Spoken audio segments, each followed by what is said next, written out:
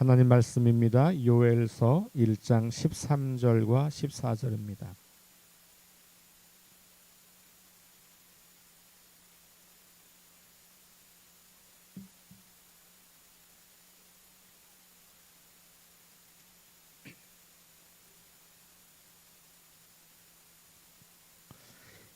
요엘서 1장 13절과 14절 말씀을 우리 함께 한 목소리로 읽겠습니다. 제사장들아, 너희는 굵은 배로 동이고 슬피 울지어다. 제단에 수종드는 자들아, 너희는 울지어다. 내 하나님께 수종드는 자들아, 너희는 와서 굵은 베옷을 입고 밤이 새도록 누울지어다.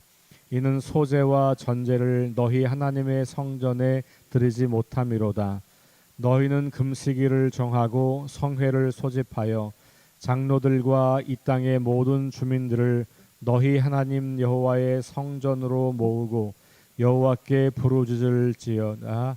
아멘.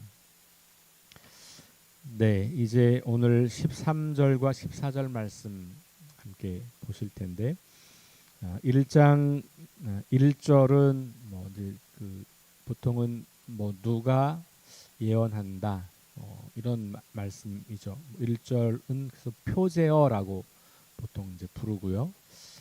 이제 2절부터가 이제 본래 이야기, 그러니까 하나님께서 요엘에게 주신 말씀들의 내용들이 기록이 되어 있는데 요엘서는 크게 두 단락으로 나눌 수 있다 그랬어요. 2장 17절까지를 첫 번째 단락, 그리고 2장 18절부터 마지막 3장 21절까지를 두 번째 단락으로 볼 수 있겠다.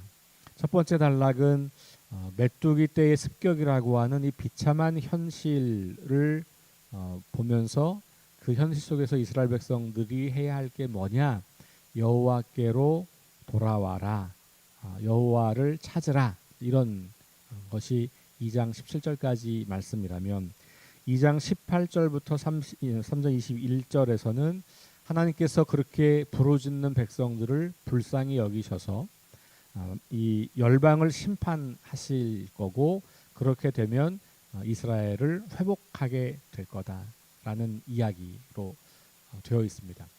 전반적으로 예언서는 전체가 대부분 그렇게 심판과 회복 이런 이제 구도로 되어 있거든요. 마찬가지로 이제 이 요엘서도 그렇게 심판에 대한 해석, 그리고 그 해석의 결과로 인한 하나님께 돌아오라고 하는 촉구, 그리고 나면 회복, 이런 메시지로 이어져 있다라고 보시면 될 것 같습니다. 자, 우리가 이제 1장을 보고 있는데 계속해서 이 비참한 현실, 메뚜기 떼가 반복해서 들어오는 현실을 이야기했고, 그 현실 때문에 이제 슬퍼하고 애통해하라라고 하는 말씀이 있었어요. 어제 읽은 말씀에서는 취하는 자들아 이런 표현을 하면서 이스라엘 백성들 전체로 그렇게 이야기했습니다만, 오늘 읽은 13절과 14절은 제사장들에게 하는 이야기예요. 조금 그 대상을 좁힌 겁니다. 그러니까 이제 종교적인 지도자들에게 말씀하시면서 그들이 무슨 일을 해야 할지를 이제 들려주시는 거죠. 그래서 제사장들아 이렇게 표현이 되어 있고, 또 이어서 제단에 수종드는 자들아 이렇게 되어 있고, 또 하나 표현은 내 하나님께 수종드는 자들아 이렇게 표현되어 있어요. 같은 말이라고 보시면 됩니다. 성전에서 제사장 역할을 수행하고 있는 종교 지도자들을 향하여서 하는 말이에요. 일반 백성들에게도 그렇게 슬퍼하고 애통하라라고 하는 표현을 했습니다만, 제사장들에게도 동일하게 말씀을 하고 있어요. 그런데 단순히 굵은 배로 옷을 입고 슬퍼하는 것만이 아니라 이 제사장들에게는 몇 가지가 더 부가적으로 요구되고 있어요. 첫 번째는 그들이 이제 성전에서 있는 사람들이니까 성전에서 밤을 지내라 이런 표현들이 등장하죠. 여기 보면 이제 13절의 후반부에 보면 너희는 와서 굵은 베옷을 입고 밤이 새도록 누울지어다 그랬어요. 여기는 오라는 말은 성전이죠. 왜냐하면 제사장들이 주로 임무를 수행하는 곳은 성전이고, 물론 이 당시에는 늘상 거기 있는 건 아니고 자기가 제사를 주관해야 하는 때 와서 그것을 하고 돌아갔다가 또 와서 자기, 쉽게 말하면 근무일에 와서 이제 하는 거거든요. 제사는 매일 진행되고 있는 거고, 또 틈틈이 사람들이 자원해서 와서 하는 제사가 있고, 그러다 보니까 하루에도 여러 차례씩 제사가 있는 거고, 제사장들은 자기가 맡은 시간에 와서 그 역할을 감당하고 집으로 가는데, 오늘 이 말씀에서는 제사장들이 다 성전으로 모이라는 거예요. 와서 제사를 지낼 때만이 아니라 너희가 비번일 때에도, 너희가 그 일을 하지 않을 때에도 와라. 그리고 와서 여기에서 슬퍼하고 애통하고, 그리고 여기서 밤에 누우라. 그러니까 누우라는 말이 있으니까 여기서 밤을 새우라는 말은 아니고 성전에서 지내라, 이런 이야기로 이해할 수 있을 것 같아요. 어쨌든 뭔가 지금 이 비상적인 상황, 이 엄청난 재난의 상황에서 이 제사장들에게 요구하는 것은 집에 있지 말고 성전으로 와라. 와서 여기에서 있어라 라고 하는 이야기를 하는 거죠. 그러면서 뭐라고 말하냐면 소제와 전제를 너희 하나님의 성전에 드리지 못함이로다, 이렇게 나왔어요. 그러니까 지금 아무것도 곡식이 없으니 제사를 지낼 수가 없는 거잖아요. 그러니까 이 성전에 와서 제사를 드리는 것이 이 시대 사람들에게는 하나님께 나아오는 방법이었고 하나님을 예배하는 방법이었단 말이에요. 그러니까 다른 방법을 알 수 없어, 이 시대에는. 그러니까 무조건 성전에 와서 제사를 지내는 걸 통해서 하나님을 예배하던 사람들이었는데 그게 불가능한 시대가 되었다는 거죠. 그런데 그럴 때, 그러니 너희도 그러면 손 놓고 할 일이 없으니 집에서 쉬고 있지 말고 와서 너희들이라도 이 성전을 지켜라. 이 성전에서 재물은 없지만 하나님을 주목하고 하나님을 바라보고 하나님께 기도하라 라고 하는 말씀을 하고 있는 거예요.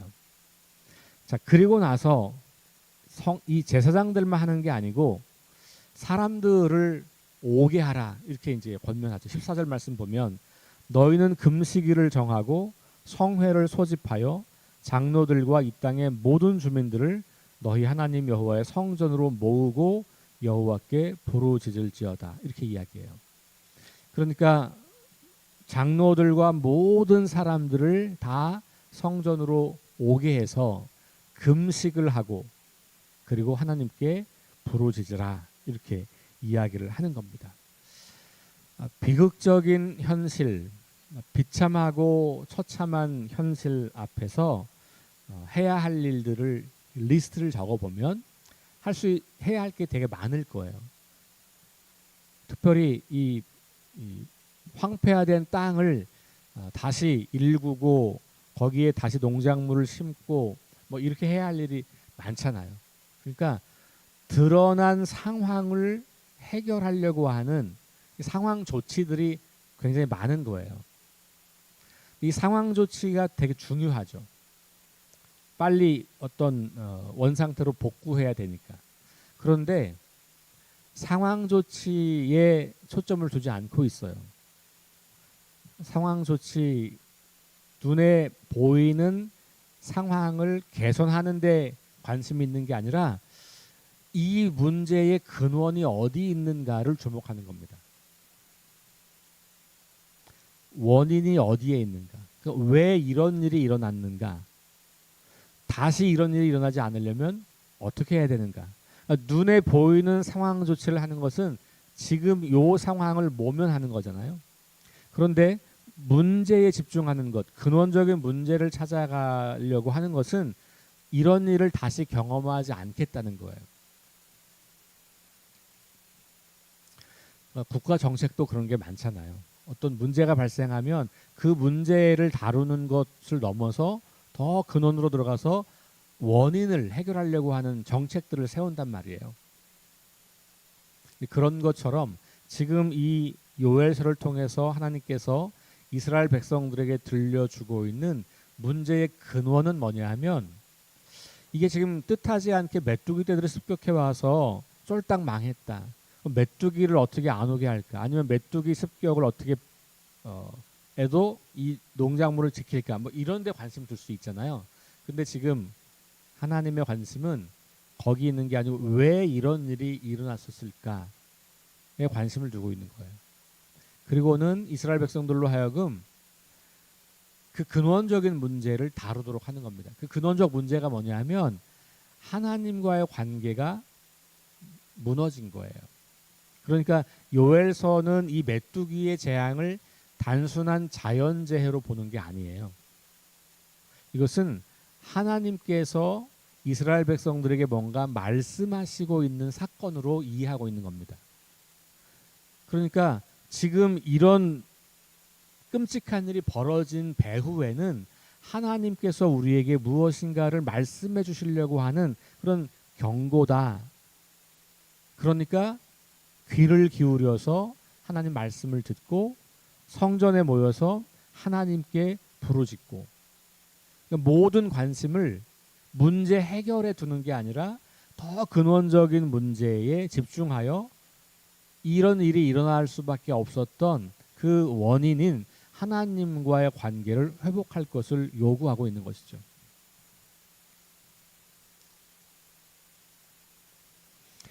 말씀드렸던 것처럼 이 요엘서에는 정확한 이유가 나와 있지는 않아요.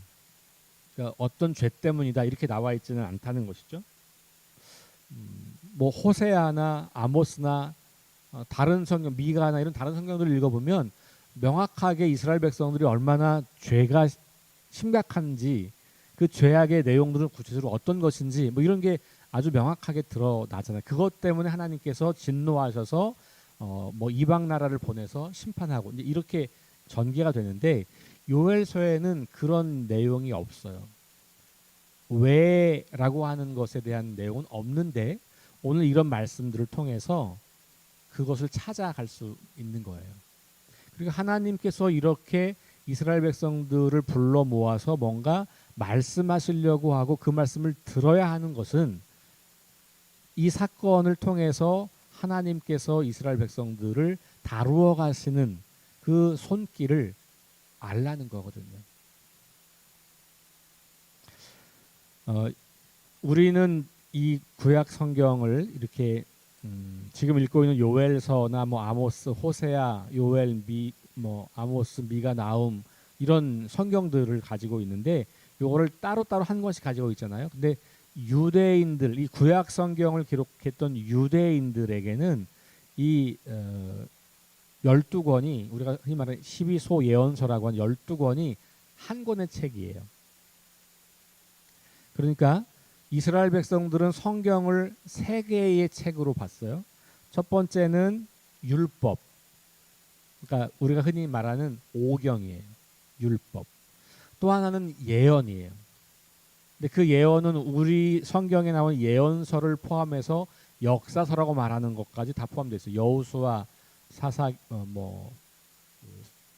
열왕기서, 사무엘서, 역대기 이런 것들도 예언서에 포함시켜요. 근데 그 예언서를 말할 때 특별히 그 이제 우리가 역사서로 분류하는 그런 책들 말고 예언자의 이름이 있는 예언서를 네 권으로 분류해요. 이사야, 예레미야, 에스겔, 12소 예언서 이렇게 네 권이에요. 그러니까 이 얘기는 뭐냐 하면 구약 성경을 처음 기록한 유대인들에게는 요엘서를 낱권으로 보지 않았다는 거예요. 그럼 흐름상 보면 호세아, 요엘, 아모스 이렇게 흘러가잖아요.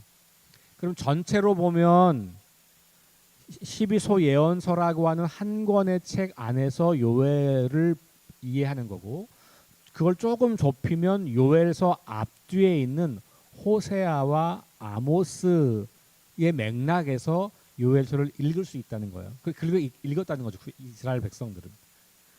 그렇다면 요엘서에 명확하게 언급되어 있지 않은 죄의 내용들을 호세아와 아모스를 통해서 혹은 이 예언서 전체를 통해서 우리가 가늠할 수 있는 거예요.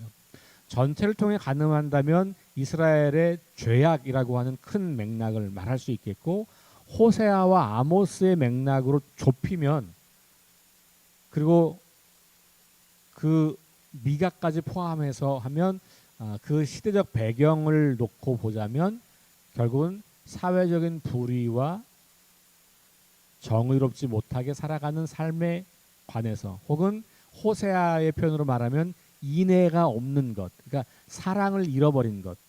그러니까 호세아의 주제는 사랑이잖아요. 아모스의 주제는 정의란 말이에요. 그러니까 사랑과 공의를 잃어버린 그런 사람들에게 하나님께서 말씀하신다라는 거로 이해할 수 있다는 거죠. 이스라엘 백성, 유대 백성들은 그렇게 이 성경을 읽었을 거라는 거예요. 그렇게 구조가 되어 있다고 하는 것은. 그러니까 그렇게 본다면 이 요엘서가 명확하게 사랑이 없다, 너희가 이웃을 사랑하지 않는다, 불의를 일삼는다, 이런 표현으로는 없지만 이 메뚜기 때 재앙을 통해서 이스라엘 백성들에게 하나님과의 관계가 끊어진 것과 더불어서 그 결과가 나타난 우리의 삶의 모습들을 반추해 보라고 하는 거죠.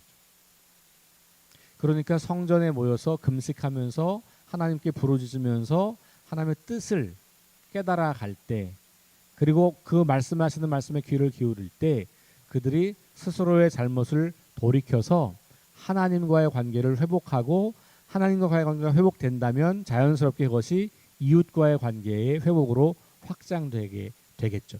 그래서 그들에게 새로운 시대를 소망하도록 하는 그런 이야기로 구성되어 있다고 하는 겁니다. 그렇다면 요엘서가 분명하게 언급하고 있지 않은 구체적인 죄의 내용들이 우리 호세아나 이 아모스를 통해서 생각해 볼 수 있는 부분이다. 사랑과 자비를 잃어버리고 공의를 행하지 않는 그런 이스라엘 백성들. 근데 그것이 단순히 사람들과의 관계가 아니라 하나님과의 관계로부터 시작되는 것이죠. 왜냐하면 하나님의 말씀을 따라 사는 사람들이 마땅히 하나님의 뜻에 복종할 때 나타나는 삶의 방식이 사랑과 공의잖아요. 이게 하나님 나라의 방식이기 때문에. 그러니까 이것은 하나님과의 관계를 회복할 때 회복되어지는 그런 삶의 모습인 것이죠. 그걸 지금 이스라엘 백성들에게 요구하고 있는 겁니다. 금식이라고 하는 것은, 금식하라라고 하는, 금식일을 정하라는 말씀이 나오잖아요. 이스라엘 백성들이 금식하라고 하는 것이 몇 번 나오는데 이건 아주 큰 문제 앞에서 우리가 이걸 해결할 수 없는 상황에 있을 때 온전히 하나님께만 주목하게 하기 위해서 사용하는 방식이거든요. 지금도 우리가 어떤 정말 큰 문제가 생기면 금식해야 되겠다 우리 생각할 때가 있잖아요. 그리고 금식을 하기도 하죠. 어떤 경우에는 하루 금식을 하기도 하고, 어떤 경우에는 뭐 며칠을 금식하기도 하고, 어떤 분들은 뭐 한 40일씩 금식을 하는 분도 계시고, 이렇게 우리가 금식을 할 때는 그 이유는 내 힘으로 해결할 수 없는 것을 가지고 하나님께 구하는 거잖아요. 하나님의 도우심을 기다리는 것, 하나님의 도우심을 통해서 내 삶의 문제를 해결해 가려고 하는 것, 하나님께서 이 고통의 과정 속에서 나에게 무엇을 말씀하시는지를 듣기 위한 거죠. 그러니까 문제 해결도 문제 해결이지만 하나님이 나에게 무슨 말씀을 하실까를 듣는 거거든요. 그 얘기는 뭐냐면 내가 하나님을 내 삶의 주인으로 다시 인정한다는 말이에요. 그동안은 내가 살아왔고, 내가 생각했고, 내가 계획했고, 내가 행동했고, 그런데 지금 상황은 내가 그렇게 할 수 있는 게 나한테 없다는 걸 깨달았고, 그래서 내가 인생의 주인이 아니고 하나님이 주인이시니 하나님 말씀에 복종하겠습니다. 하나님께서 이 문제를 해결해 주십시오 라고 하나님께 모든 것들을 맡기는 거거든요. 하나님 백성이라고 하는 이스라엘 백성들이 이 메뚜기 재앙 앞에서 해야 할 일은 하나님을 주목하고 그 하나님의 말씀에 귀를 기울이고 다시 하나님과의 관계를 회복하여서 그 하나님과의 관계 안에서 일상을 살아가는 것이라고 볼 수가 있겠죠. 저와 여러분들이 이 말씀 앞에서 아주 중요하게 깨달아야 할 것, 제가 이제 요에서 시작할 때도 좀 전체적인 개관으로 말씀을 드렸습니다만, 문제 앞에서 우리가 섣부르게 문제를 해결하려고 달려들지 말고 하나님을 주목하는 것. 이 문제를 통해서 하나님이 나에게 무슨 말씀을 하실까? 우리가 지난 주일에 하나님의 뜻을 이루는 삶에 대해서 기도하는 주님의 기도를 배웠잖아요. 근데 그 아주 사소한 어떤 것을 결정할 때 뜻이 있냐 없냐 이런 것보다는 이와 같은 우리가 감당할 수 없는 우리의 능력 바깥의 어떤 한계 상황에 도달했을 때 하나님이 우리에게 어떤 삶을 살아가기를 원하시는가, 이런 것들이 하나님의 뜻을 묻는 것과 굉장히 잘 맞아 떨어지는 그런 상황인 거예요. 그러니까 우리가 하나님의 뜻을 구한다라고 할 때 이와 같이 내 손으로 해결할 수 없는 어떤 엄청난 일을 마주했을 때 내 손으로 해결할 수 있는 것들 안에서는 하나님께서 많은 자유와 선택을 할 수 있는 능력을 주셨기 때문에 하나님의 뜻을 따라가는 이 큰 흐름 속에서는 작은 것들은 그렇게 하겠지만 이건 일생일대의 아주 어마어마한 사건이잖아요. 그러니 이럴 때 하나님, 이런 재난 속에서 하나님의 뜻은 무엇인가요? 이런 고통 속에서 하나님의 뜻은 무엇인가요? 내가 이런 고통 속에서 어떻게 하는 것이 하나님을 신뢰하는 삶일까요? 이렇게 기도하는 것이죠. 그럴 때 주님께서 우리에게 말씀해 주실 거고, 그 말씀은 물론 우리가 귀를 통해서 들려주는 말씀도 있겠지만 그렇게 애통하며 하나님 앞에 나아갔을 때 말씀을 묵상하고 그 말씀 속에서 하나님께서 어떻게 말씀하시는가를 듣는 것도 반드시 필요한 과정이죠. 그런 과정을 통해서 우리는 하나님께서 말씀하시는 것들을 듣게 되는 거죠. 눈에 보이는 문제를 해결했다고 해서 해결되는 게 아니라는 거예요. 하나님과의 관계가 회복돼야만 다른 모든 것들이 회복이 되는 것이죠. 동일한 문제들을 반복하지 않게 되는 것이죠. 저와 여러분들이 이번 요엘서를 묵상하는 가운데 계속해서 관심 가져야 할 것은 나와 하나님과의 관계를 좀 주목해 보는 겁니다. 그 관계가 바르게 정립되어 있는지, 그 내 삶에 무너지고 깨어지고 이런 흔적들을 바라보면서 하나님과의 관계를 어떻게 바로 세워야 할지를 바라보며 그렇게 주님께 나아가고 주님께 부르짖고 주님과 대화하고 그분의 말씀에 귀를 기울이는 그런 시간들 통하여서 하나님과의 관계가 더욱더 친밀해지고 온전해지고 그러는 가운데 우리의 일상이 회복되어 가는 은혜를 누리게 될 수 있도록 우리가 함께 마음을 모으고 또 그렇게 요엘서와 함께 시간들을 보낼 수 있기를 주의 이름으로 축원합니다. 함께 기도하겠습니다. 하나님 감사합니다. 오늘도 이 아침에 이스라엘 백성들의 제사장들에게 주셨던 말씀을 우리가 듣습니다. 아무것도 하나님께 드릴 것이 없어서 손 놓고 있고 예배도 할 수 없다고 생각하는 이스라엘 백성들, 그런 상황에 놓인 백성들에게 성전으로 와서 금식하며 부르짖으라고 말씀하시는 그 말씀을 듣습니다. 우리가 할 수 있는 일이 없을 때, 우리 능력 바깥에 있을 때, 어떤 상황이 점점 악화되어 갈 때, 섣부르게 문제를 해결하려고 분주하게 시도하는 것 필요한 일이겠지만 더 시급한 것은 그 원인이 되어 있는 하나님과의 관계가 바르게 되어 있는지, 하나님 앞에서 하나님 백성답게 내가 살고 있는지를 점검하며 그 하나님께로 나아가는 것임을 이 시간 깨닫게 하셨으니 감사합니다. 오늘 하루도 하나님과의 관계를 주목하며 하나님 말씀에 귀를 기울이며 성령님을 신뢰하며 살아가는 하루가 될 수 있도록 인도해 주옵소서. 그래서 우리의 작은 삶의 모든 과정들이 하나님의 뜻을 이루어가는 복된 인생들이 될 수 있도록 함께하여 주옵소서.